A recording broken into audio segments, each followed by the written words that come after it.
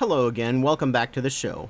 I'm Anubis 2814 on YouTube, and today we're going to be discussing prison reform. Yes, that completely uncontroversial topic, and the solution is segregation, but of course not by race or ethnicity, but by crime. The American prison system is backwards on so many levels, it's hard to imagine a less efficient system for preventing recidivism and repeat offenses. In the American system, the law classifies crimes based solely on punishment type. You have a misdemeanor classes D through A, and the felonies D through A, with A as life in prison, and Class D misdemeanors as having a small fine.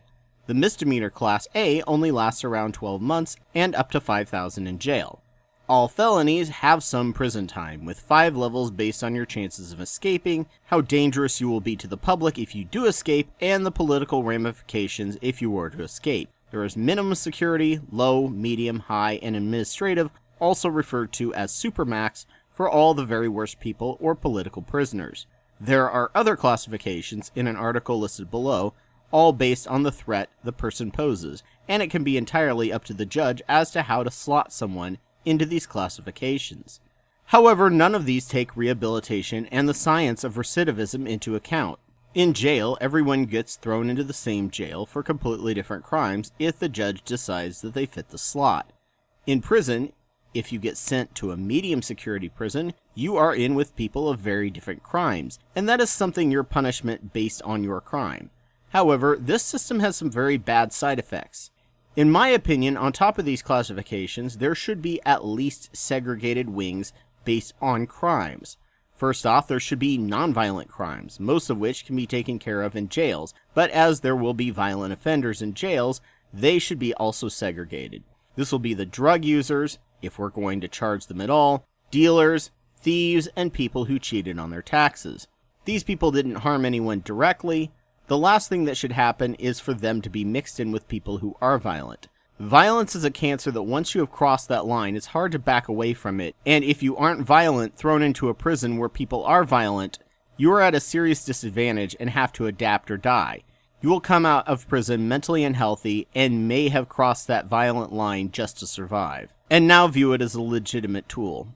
The next level should be for assault or attempted violence, the involuntary manslaughter, or the unintentional groups. This is for people who tried to kill but didn't succeed, for the involuntary manslaughter persons who killed someone while drunk driving, and the unintentional people who committed mass fraud that almost certainly led to people's deaths through financial schemes, data manipulation, or scams, aka high-level white-collar crimes. These people don't need to be with successful killers, but they also don't need to be with the non-violent ones either. The next level are the hot killers. 80% of all murders are done in the heat of the moment. Many black out in rage and wake up with a dead person's blood on their hands, mourning that 5 seconds of rage for the rest of their lives. These are people lacking the ability to control their impulses, the ability to have cost-benefit analysis, and to think long-term. They are raw emotion, and there are very successful ways to teach people to control that. Having them learn this and keeping them away from the hardened criminals is the best way to ensure that they recover, learn to better themselves, and seek penance for what they did.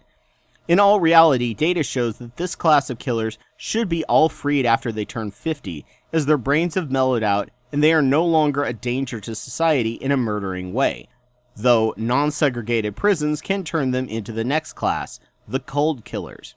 The premeditated ones are the ones who killed without remorse. These make up around 20% of killers. They planned it and had time to think about it and stop themselves and did it anyway.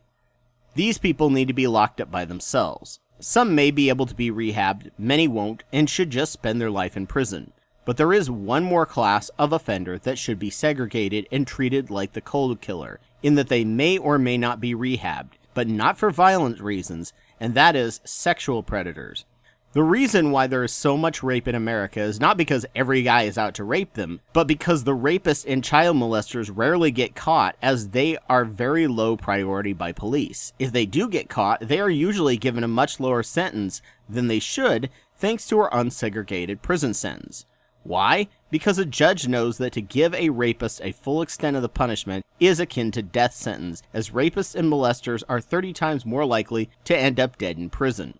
The judge doesn't have an option to put sexual criminals in their own prison, so they give them laxer sentences. And unlike hot crimes or even cold killers, a sexual predator will still rape or molest well into their 70s and in some cases 80s, as it's not about sex, it's about power, and they are addicts.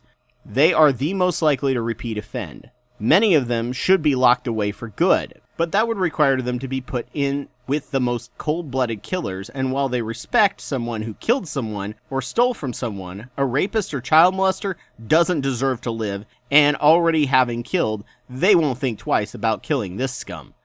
You may think they deserve to die, but a judge has to weigh that on their conscience. Similar to how kidnapping has a surprisingly low penalty in prison, because if there were higher penalties, it would increase the criminal's chance of killing the victim, the best thing to do would be to have a wing of a prison for just sexual offenders, keeping them off the streets, isolated from all the other criminals as well, and ensuring they serve their full extent of their term they deserve, protecting the population from sexual assault, making us all more capable of trusting each other, and letting people know that there are actually real consequences for sexual molestation and rape, as opposed to what we have now. Until we have this, non-violent criminals might be driven to be more violent, attempted violent criminals may learn how to succeed at it, hot murderers may develop into cold killers and never be able to rehabilitate, and sexual predators will just keep walking our streets knowing they can get away with a slap on the wrist, so they will just repeat offend again and again and again.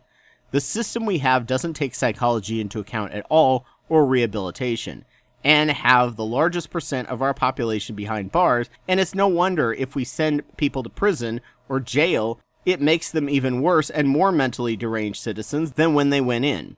This is great for the for-profit prison industry, but terrible for the citizens in prison, and even worse, the taxpayers, who get further robbed by having to pay to take care of these people who could otherwise be rehabbed and become tax-paying members of society as well. Maybe someday we will fix this and have these psychologically segregated prisons and jails instead of a cesspool we currently have that spits out people more broken than when they went in, and more dangerous as well. So thank you so much for joining me on my podcast. I'm sure there was nothing controversial about this, and everyone will happily get along in the comments section, which you can do on the YouTube version of this video, link in the show notes. Just a reminder that I'm Anubis 2814 on YouTube, and I have over 500 videos on different topics that I've made over the past 10 years. Please subscribe, and if your podcast site has the option, give me a like or review. If you think what I have to say informed you, consider supporting my Patreon. I'll be doing this podcast weekly and try to get it out on the same day, so I hope to see you here next week, ready to be filled with new ideas. Take care. A big thank you goes out to Elias Garcia Guevara and Joe Taylor, who sponsor the show at $10 a month at the Wapawet level on Patreon. Please consider donating as well if you can, and thank you all for listening.